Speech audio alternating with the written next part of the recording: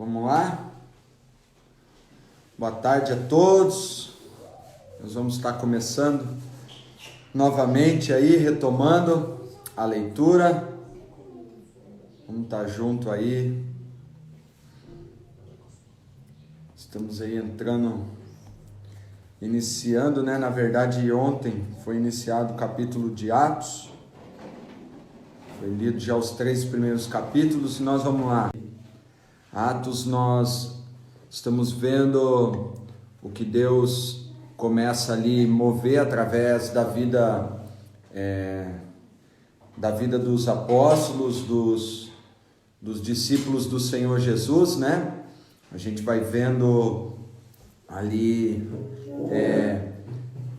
coisas extraordinárias como cumprimento de que se eles permanecessem ali, realmente o Senhor os usaria de forma sobrenatural. O Senhor usaria ali a vida deles como testemunha viva, né?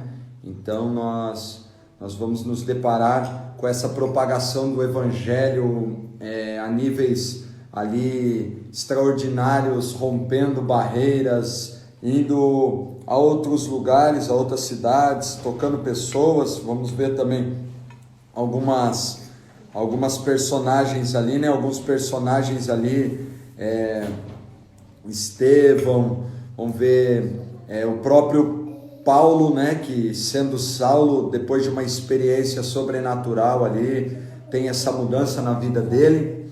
Então tudo isso nós vamos vendo essa ação, sabe? O livro de Atos é um livro de muita ação do Espírito Santo, muito cumprimento do sobrenatural, do rompimento de Deus sobre a vida dos apóstolos, dos missionários, dos evangelistas ali.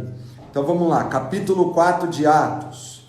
Falavam eles ainda ao povo quando sobrevieram os sacerdotes, o capitão do templo e os saduceus, ressentidos por ensinarem eles o povo e anunciarem em Jesus a ressurreição dentre os mortos.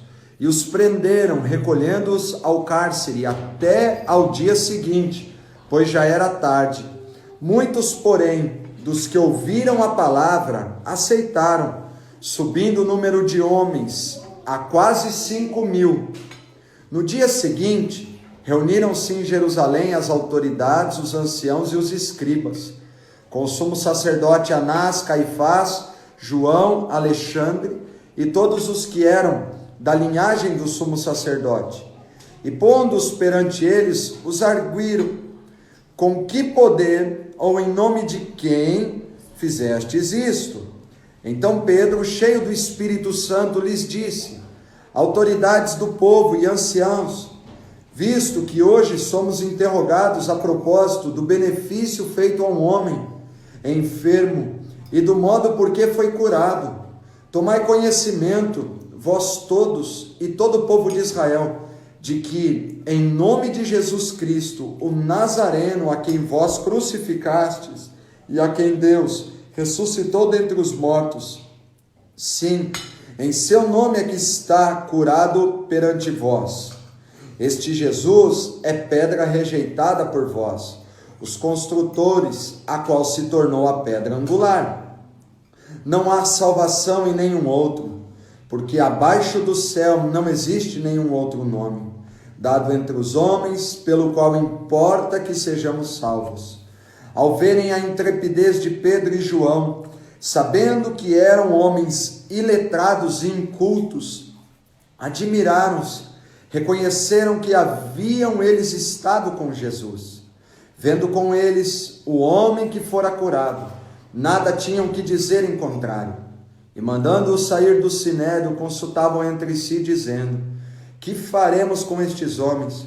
Pois na verdade é manifesto a todos os habitantes de Jerusalém que um sinal notório foi feito por eles, e não podemos negar. Mas, para que não haja maior divulgação entre o povo, ameacemo-los para não mais falarem neste nome a quem quer que seja. Chamando-os, ordenaram-lhes que absolutamente não falassem nem ensinassem em o nome de Jesus. Mas Pedro e João lhes responderam: julgai se é justo diante de Deus ouvir-vos antes a vós outros do que a Deus, pois nós não podemos deixar de falar das coisas que vimos e ouvimos. Depois, ameaçando-os mais ainda, os soltaram, não tendo achado como os castigar, por causa do povo, porque todos glorificavam a Deus pelo que acontecera. Ora, tinha mais de 40 anos aquele em quem se operara essa cura milagrosa. Verso 23. Uma vez soltos, procuraram os irmãos e lhes contaram quantas coisas lhes haviam dito os principais sacerdotes e os anciãos. Ouvindo isto, unânimes, levantaram a voz a Deus e disseram: Tu, soberano Senhor, que fizeste o céu, a terra, o mar e tudo o que neles há, que disseste por intermédio do Espírito Santo, por boca de Davi, nosso pai teu servo, porque se enfureceram os gentios e os povos imaginaram coisas vãs, levantaram-se os reis da terra e as autoridades ajuntaram-se a uma contra o Senhor e contra o seu ungido, porque verdadeiramente se ajuntaram nesta cidade contra o teu santo servo Jesus, ao qual ungiste, Herodes e Pôncio Pilatos, com gentios e gente de Israel, para fazerem tudo o que a tua mão e o teu propósito predeterminaram. Agora, Senhor, olha para as suas ameaças e concede aos teus servos que anunciem com toda intrepidez a tua palavra, enquanto estendes a mão para fazer curas, sinais e prodígios, por intermédio do nome do teu santo servo Jesus. Tendo eles orado, tremeu o lugar onde estavam reunidos, todos ficaram cheios do Espírito Santo e com intrepidez anunciavam a palavra de Deus. Sabe, queridos, acabamos aqui o capítulo 4, já vamos estar aqui, não acabamos, vamos para o verso 32, né? Deixa eu terminar. Da multidão, verso 32, da multidão dos que creram, era o coração e a alma. Ninguém considerava exclusivamente sua nenhuma das coisas que possuía. Tudo, porém, lhes era comum. Com grande poder, os apóstolos davam testemunho da ressurreição do Senhor Jesus, e em todos eles havia abundante graça. Pois nenhum necessitado havia entre eles, porquanto os que possuíam terras, casas, vendendo-as, traziam os valores correspondentes e depositavam aos pés dos apóstolos. Então se distribuía a qualquer um à medida que alguém tinha necessidade. José, a quem os apóstolos deram o sobrenome de Barnabé, que quer dizer filho de exortação, levita, natural de Chipre, como tivesse um campo, vendendo, trouxe o preço e o depositou aos pés dos apóstolos. Aqui nós encerramos o 4. Então vamos lá, só para a gente dar uma breve reflexão aqui sobre o capítulo. Queridos, nós vemos a cura aqui de um homem, aquilo se torna notório, aquilo realmente gera, vamos dizer assim, uma guerra com as autoridades ali. Eles falam assim: esses homens estão ensinando, esses homens estão pregando, e há um sinal notório que está sendo conhecido em todo lugar, e isso nós precisamos de alguma forma barrá-los. Então, amados, realmente a palavra de Deus está se cumprindo aqui. Vós sereis minhas testemunhas. Ou seja, através da vida desses homens, o Senhor está testemunhando, está usando testemunhas vivas para declarar e expandir este evangelho, a ponto agora desse povo se reunir, a ponto desse povo agora estar orando, tendo um só coração, buscando a face do Senhor. Então eu quero dizer a vocês, aqui o livro de Atos, nós vemos esses homens realmente vivenciando a experiência prometida pelo Senhor Jesus, que eles viveriam. Vós sereis minhas testemunhas, as portas do inferno não prevalecerão contra a minha igreja. É interessante aqui que eles até se lembram de uma palavra que o Espírito Santo falou pela boca de Davi, né? Porque se enfureceram os gentios e os povos imaginaram coisas vãs. Houve um enfurecimento que já estava se falando sobre os gentios. Então, tudo aqui nós estamos vendo cumprimento. A igreja vivendo debaixo de um propósito do Senhor. Amém, meus irmãos? E ao mesmo tempo nós vamos entrar aqui no capítulo 5, falando de Ananias e Zafira, que mesmo que esteja acontecendo tudo isso, o temor do Senhor está alcançando esses corações, essas vidas, nós vamos vendo que se levanta pessoas que querem de alguma forma manipular, querem de alguma forma ali mentir em cima de tudo aquilo, e aquilo trouxe morte para a vida desse casal, e o temor cresceu mais ainda. Então o que nós vemos? Ao mesmo tempo que há uma igreja poderosa, voltada para o Senhor, voltada para viver tudo isso do Senhor, esse derramar, essa intrepidez, essa gasolina, a presença do Espírito Santo os motivando, os encorajando a serem testemunha do Senhor, nós vemos que ao mesmo tempo, você vai ver Simão o mágico, acho que é Atos 8, se eu não me engano, nós vamos chegar lá, nós vamos ver Ananias e Zafira. Então o que acontece? Por mais que algo poderoso da parte de Deus está acontecendo, nós precisamos estar voltados a isso com fome e sede. E ao mesmo tempo vai ter aqueles que vão querer de alguma forma estar em tudo isso, mas o seu coração não está voltado integralmente ao Senhor. Então, nós sempre precisamos olhar para esse contraponto aqui. Então vamos lá, capítulo 5. Entretanto, olha para você ver, é interessante até essa primeira palavra, entretanto, o que ele está falando? Tudo entre eles era comum, eles entraram num nível de unidade, num nível de caminhada junto, realmente essa igreja estava vivendo algo poderoso. Entretanto, porém, então o que está dizendo aqui? No meio de tudo isso ainda tinha uma situação aqui muito delicada acontecendo. Aí diz assim, entretanto, certo homem chamado Ananias, com sua mulher Zafira, vendeu uma propriedade, mas em acordo com sua mulher, reteve parte do preço e levando o restante depositou aos pés dos apóstolos. Então disse Pedro, Ananias, por que encheu Satanás teu coração? Para que mentisses ao Espírito Santo, reservando parte do valor do campo, conservando, porventura não seria teu, e vendido não estaria em teu poder? Como, pois, assentaste no coração este desígnio, não mentiste aos homens, mas a Deus. Ouvindo estas palavras, Ananias caiu e expirou, sobrevindo grande temor a todos os ouvintes. Levantando-se os moços, cobriram-lhe o corpo e levantando-o sepultaram. Quase 3 horas depois entrou a mulher de Ananias, não sabendo o que ocorrera. Então Pedro, dirigindo-se a ela, perguntou-lhe, dize-me, vendestes portanto aquela terra? Ela respondeu, sim, portanto. Tornou-lhe Pedro, por que entraste em acordo para tentar o Espírito do Senhor? Eis aí a porta aos pés dos que sepultaram teu marido, e eles também te levarão. No mesmo instante caiu ela aos pés de Pedro e expirou. Entrando os moços, acharam-na morta e levando-a sepultaram-na junto do marido. Sobreveio grande temor a toda a igreja e a todos quantos ouviram a notícia destes acontecimentos.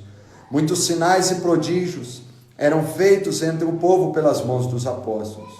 Costumavam todos reunir-se de comum acordo no pórtico de Salomão, mas dos restantes ninguém ousava juntar-se a eles. Porém o povo lhes tributava grande admiração, e crescia mais e mais a multidão de crentes, tanto homens como mulheres agregados ao Senhor, a ponto de levarem os enfermos até pelas ruas e os colocarem sobre leitos e macas, para que ao passar Pedro ao menos a sua sombra se projetasse em algum deles. Afluía também muita gente das cidades vizinhas a Jerusalém, levando doentes e atormentados de espíritos imundos, e todos eram curados. Verso 17: levantando-se, porém, o sumo sacerdote e todos os que estavam com ele, isto é, a seita dos saduceus, tomaram-se de inveja, prenderam os apóstolos e os recolheram à prisão pública. Mas de noite um anjo do Senhor abriu as portas do cárcere, conduzindo-os para fora, lhes disse: ide e, apresentando-vos no templo, dizei ao povo todas as palavras desta vida. Tendo ouvido isto, logo ao romper do dia, entraram no templo e ensinavam. Chegando, porém, o sumo sacerdote e os que com ele estavam, convocaram o sinédrio e todo o senado dos filhos de Israel e mandaram buscá-los no cárcere. Mas os guardas, indo, não acharam no cárcere, e tendo voltado, relataram, dizendo: achamos o cárcere fechado com toda a segurança e as sentinelas nos seus postos junto às portas, mas abrindo-as, a ninguém encontramos dentro. Quando o capitão do templo e os principais sacerdotes ouviram estas informações, ficaram perplexos a respeito deles e do que viria a ser isto. Nesse interim, alguém chegou e lhes comunicou: eis que os homens que recolhestes no cárcere estão no templo ensinando o povo. Nisto, indo o capitão e os guardas, os trouxeram sem violência, porque temiam ser apedrejados pelo povo. Trouxeram-nos, apresentando-os ao sinédrio, e o sumo sacerdote interrogou-os, dizendo: expressamente vos ordenamos que não ensinasseis nesse nome. Contudo, encheste Jerusalém de vossa doutrina, e quereis lançar sobre nós o sangue deste homem. Então Pedro e os demais apóstolos afirmaram: antes importa obedecer a Deus do que aos homens. O Deus de nossos pais ressuscitou a Jesus, a quem vós matastes, pendurando no madeiro.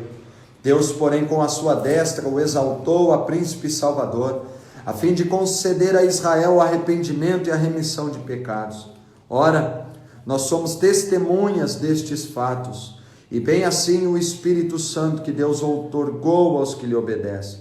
Eles, porém, ouvindo-se, enfureceram e queriam matá-los.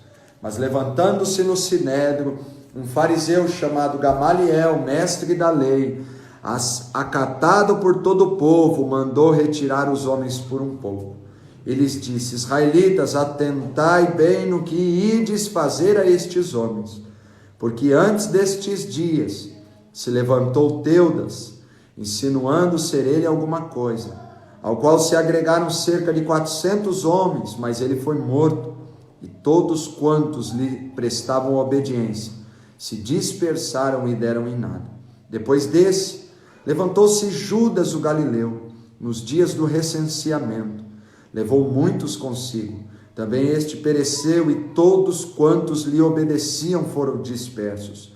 Agora vos digo, dai de mão a estes homens, deixai-os, porque se este conselho ou esta obra vem de homens, perecerá.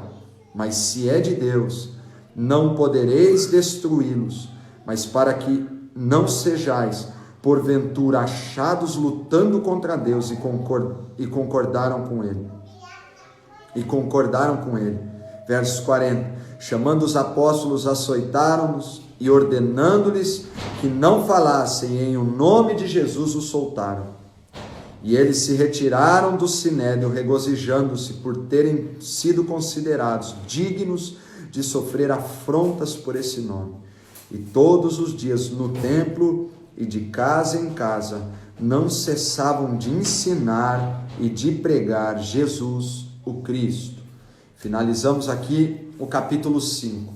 É muito interessante a maneira como aqui o capítulo 5, essa explanação final aqui, me veio ao coração algo muito interessante. Eles usam exemplos de pessoas que se levantaram, e ele usa aqui Judas, ele fala o tal do Teusda.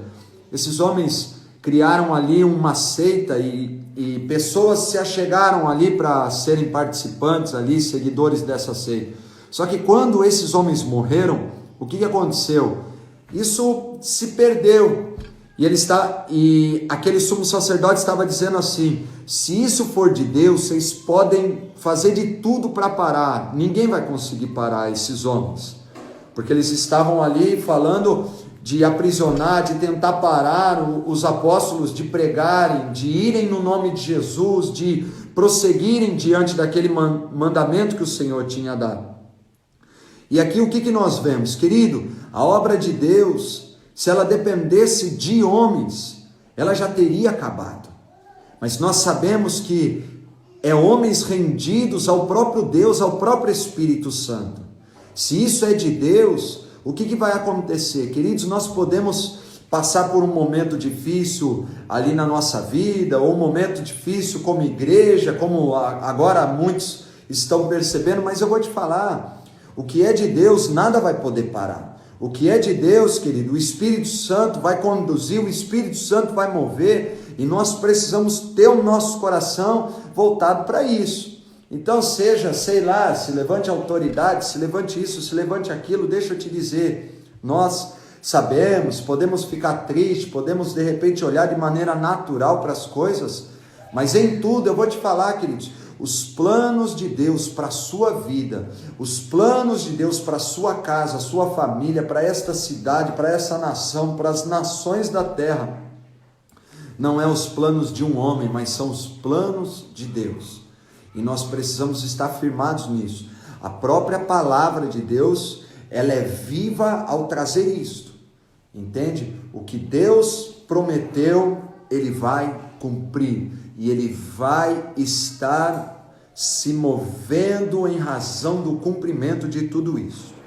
Vamos lá então, capítulo 6. Aqui um capítulo curtinho, nós encerramos e eu vou estar orando aqui. Ora, naqueles dias, multiplicando-se o número dos discípulos, houve murmuração dos helenistas contra os hebreus, porque as viúvas deles estavam sendo esquecidas na distribuição diária. Então os 12 convocaram a comunidade dos discípulos e disseram: não é razoável que nós abandonemos a palavra de Deus para servir às mesas.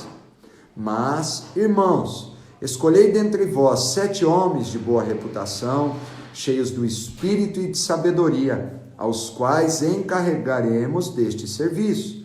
E quanto a nós, nos consagraremos à oração e ao ministério da palavra. O parecer agradou a toda a comunidade, elegeram Estevão, cheio de fé e do Espírito Santo, Filipe, Prócoro, Nicanor, Timão, Parmenas, Nicolau, prosélito de Antioquia. Apresentaram-nos perante os apóstolos e estes, orando, lhes impuseram as mãos. Crescia a palavra de Deus e em Jerusalém se multiplicava o número dos discípulos. Também muitíssimos sacerdotes obedeciam à fé. Estevão, cheio de graça e poder, fazia prodígios e grandes sinais entre o povo. Levantaram-se, porém, alguns dos que eram da sinagoga chamado dos libertos, dos sirineus, dos alexandrinos e dos da Cilícia e Ásia, e discutiam com Estevão, e não podiam resistir à sabedoria e ao espírito pelo qual ele falava. Então, subornaram homens que dissessem: temos ouvido este homem proferir blasfêmias contra Moisés e contra Deus. Sublevaram o povo, os anciãos e os escribas, e, investindo, o arrebataram, levando-o ao sinédrio. Apresentaram testemunhas falsas, que depuseram: este homem não cessa de falar contra o lugar santo e contra a lei, porque temos ouvido dizer que esse Jesus, o Nazareno, destruirá este lugar e mudará os costumes que Moisés nos deu. Todos os que estavam assentados no sinédrio, fitando os olhos em Estevão, viram o seu rosto como se fosse rosto de anjo. Então, queridos, aqui nós encerramos, glória a Deus, mais uma oportunidade que temos aqui de juntos aí fazer essa leitura bíblica aí desses 3 capítulos aí do dia de hoje. Amém? Beth também, Deus abençoe, bom dia a todos vocês aí, tá bom? Amamos vocês, querido, vamos estar orando aqui e declarando aí mais uma tarde, um tempo que nós nos entregamos e nos rendemos ao Senhor. Pai, no nome de Jesus, nós queremos Te engrandecer, Te louvar. Pai, Te agradar, Senhor, com o nosso ser, com nossas vidas, pedindo a Ti sabedoria, pedindo a Ti a unção, a graça do Senhor a cada dia, Senhor. Provoca-nos cada dia mais por fome e sede pela Tua palavra, pela Tua presença, pelas promessas do Senhor cumpridas em nossas vidas. Ajuda-nos, Pai, eu quero Te pedir, Senhor. Senhor, guia os nossos passos mais uma vez nesse dia. Nos dê, Senhor, revelação, nos dê entendimento, derrama sobre nós do Teu Espírito, Senhor, para que não nos falte ousadia, não nos falte intrepidez. E nós declaramos, Espírito Santo, nos torne essa testemunha viva do poder, da graça Tua sobre nossas vidas, para que o nome de Cristo Jesus seja conhecido nos quatro cantos, aonde a planta dos nossos pés tem pisado. Pai, nós queremos colocar tudo aqui diante de Ti. Guia-nos nessa tarde, Pai, nesse começo de tarde. Senhor, nos dê um dia abençoado, Pai.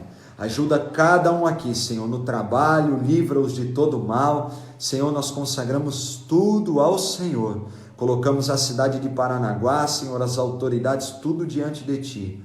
E que a paz do Senhor reine sobre esta cidade. É como nós oramos e já Te louvamos e Te agradecemos. Em nome de Cristo Jesus. Amém e amém. Amém, queridos? Fiquem com Deus. Uma tarde aí abençoada, em nome de Cristo Jesus, tá? Amamos vocês, glória a Deus.